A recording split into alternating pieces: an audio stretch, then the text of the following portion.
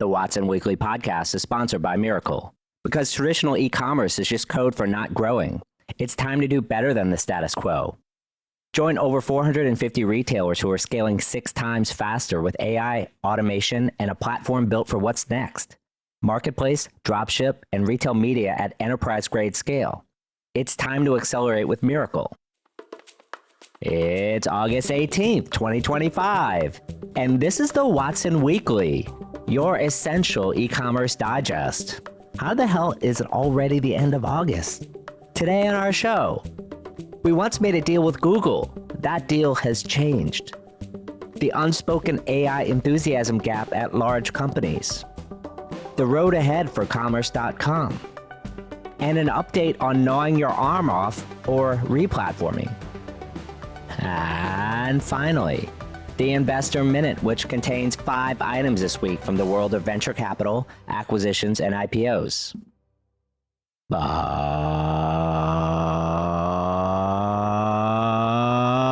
But first, in our shopping cart full of news, we once made a deal with Google. That deal has changed.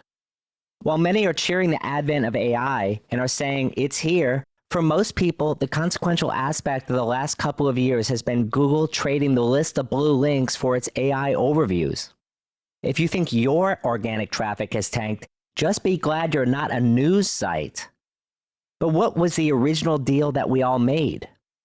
You give Google all of your great content in an open way, and Google will offer a way for your content to get eyeballs for free. Or that's what you told yourself.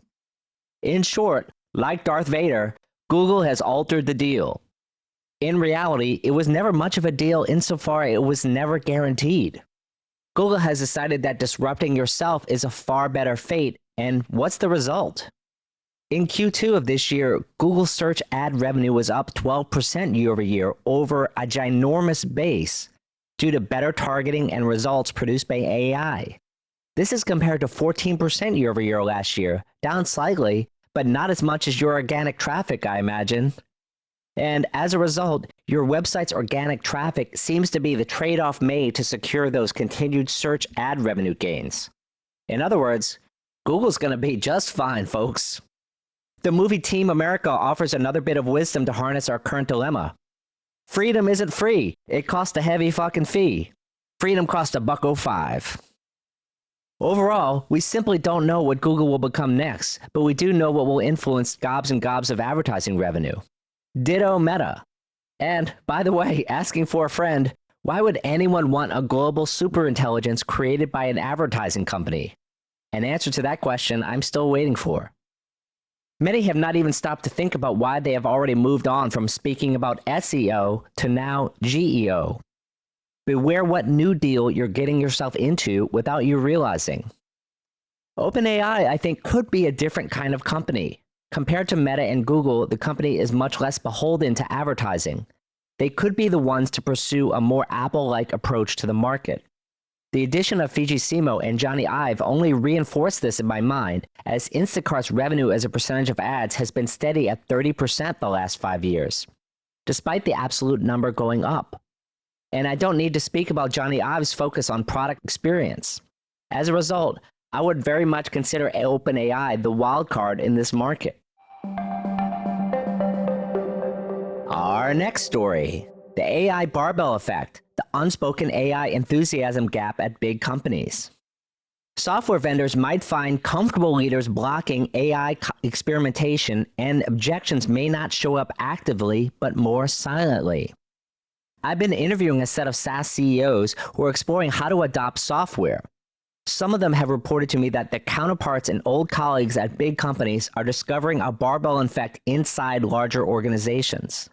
On one side, you have a group of change agent senior leaders who want to make things happen. Then you have a middle group of employees that are just comfortable, not wanting to change or investigate much. Note they are not truly incentivized to do so either. Now you have the rank and file employees that are willing to create their own mandate, sticking their neck out, creating experiments, using the latest tools, sharing knowledge. This group is often politically inexperienced and unfamiliar with selling change in the wider organization. In the middle of the barbell is the problem.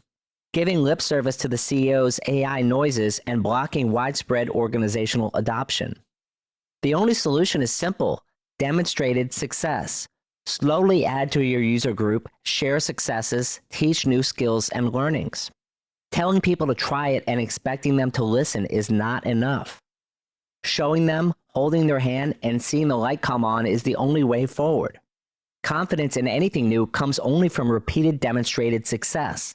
Otherwise, employees who simply don't get it will never get there for fear of looking dumb. For software providers, this is a warning call. You are in the early adopter or pioneer phase. If you're selling pioneer AI software to homesteaders focused only on year-over-year numbers, your software better be incredibly easy to adopt, not take massive tech investment, and generate less than 30-day ROI. Otherwise, be prepared for an uphill battle. After all, people still got to hit their numbers.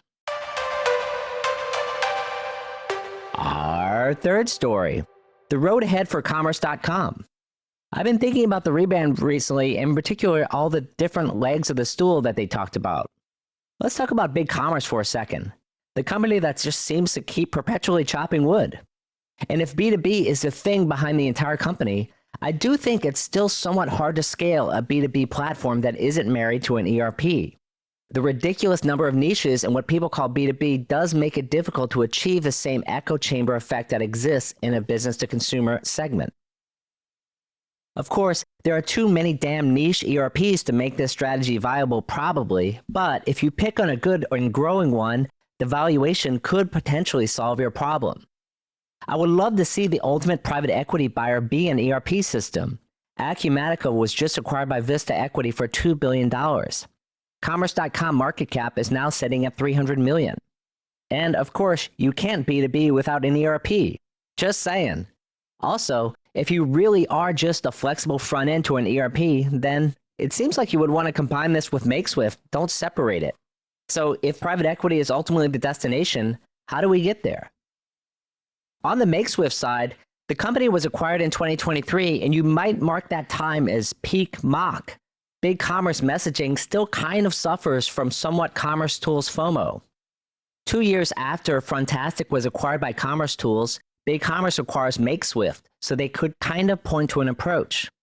The problem is, a generic content management system or visual editor inside of a platform loses its other platform partners almost immediately. If it's the best content system in the world, it doesn't need to be attached to a flagging platform. The ideal business model for one of these systems is used across every major e-com platform ever and across many industries that would never even need commerce. If one of the real problems is that the native page builder inside of BigCommerce is hot garbage, then really, I probably shouldn't know the name MakeSwift at all. It should just be called BigCommerce. If the narrative is really that agentic is the thing, why do I need a front-end website? Asking for a friend. So we have problems in a few different directions here, regardless of how you answer them. In other words, probably what I think is that they should have blamed it on the last guy, but now you own it and makes it more complicated. All this to say, this company was ultimately a feature, and personally, I think you unnecessarily cheapened the Commerce.com rebrand slightly by elevating this feature to the same level as Feedonomics and BigCommerce.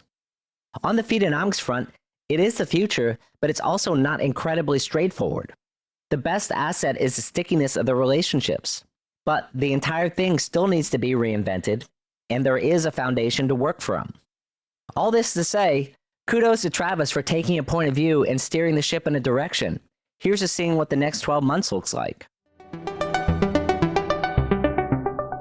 And our last story, an update on gnawing your arm off or replatforming. If anything, this replatform prediction has aged better than almost anything I've ever written. Even if you are a platform company, selling the platform itself is turning out to be bad business, and many conversations produce these thoughts that follow.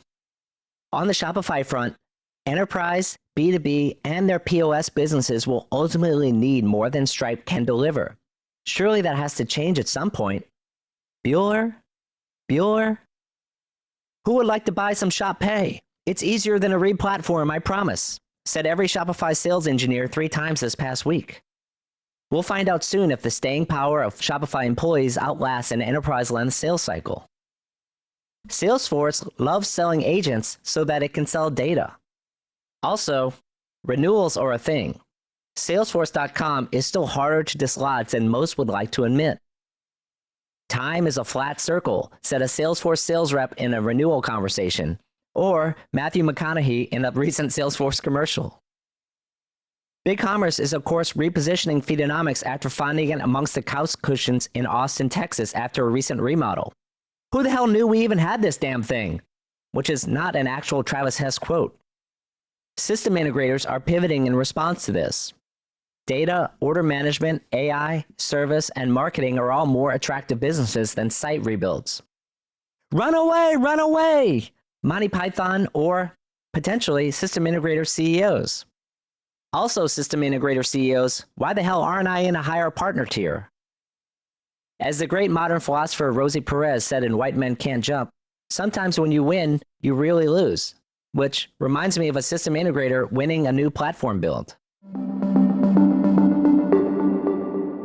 It's that time, friends, for our Investor Minute. We have 5 items on the menu today. First, Amazon is acquiring Bee, maker of a wearable AI assistant. Amazon is acquiring Bee, a wearable AI assistant, for an undisclosed amount, according to LinkedIn post from Bee's CEO and co-founder Maria DeLordzolo. Second, Generous Brands to acquire Health Aid Kombucha for $500 million. Generous Brands, a portfolio company of Butterfly Equity, announced that it acquired Health Aid from private equity investors First Bev and Manna Tree Partners for a reported $500 million. The acquisition will enable Generous Brands to have a portfolio of products that generate almost $1 billion in retail sales. Third, Little Sesame closes $8.5 million in Series A funding. Hummus brand Little Sesame has closed an $8.5 million Series A funding round that will be invested in production expansion, product development, and hiring. I see what they did there with that name. Fourth, vehicle checkout platform Echo, EKHO, raises $17.3 million in funding.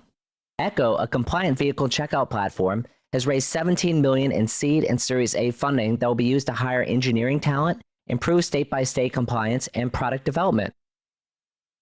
And finally, Buena Vista Creative acquires D2C Design. Florida-based digital marketing agency Buena Vista Creative announced it has acquired D2C Design, a Canadian design agency, to grow its direct-to-consumer business. Terms of the transaction were not disclosed. Did you know that RMW Commerce has another podcast? Check out the Watson Weekend for an unfiltered and lively chat each week with me, Rick Watson, my co-host Jess Liseski, and an array of interesting guests and topics, all focused on e-commerce. You can find the Watson Weekend by searching for it on iTunes, Spotify, or YouTube. That's all for this week. Till next time, Watsonians. Hi, I'm Rick Watson, CEO and founder of RMW Commerce Consulting and host of the Watson Weekly Podcast, your essential e-commerce digest. To hear new episodes of the show every Monday morning, subscribe now at rmwcommerce.com/WatsonWeekly and wherever you get your podcasts.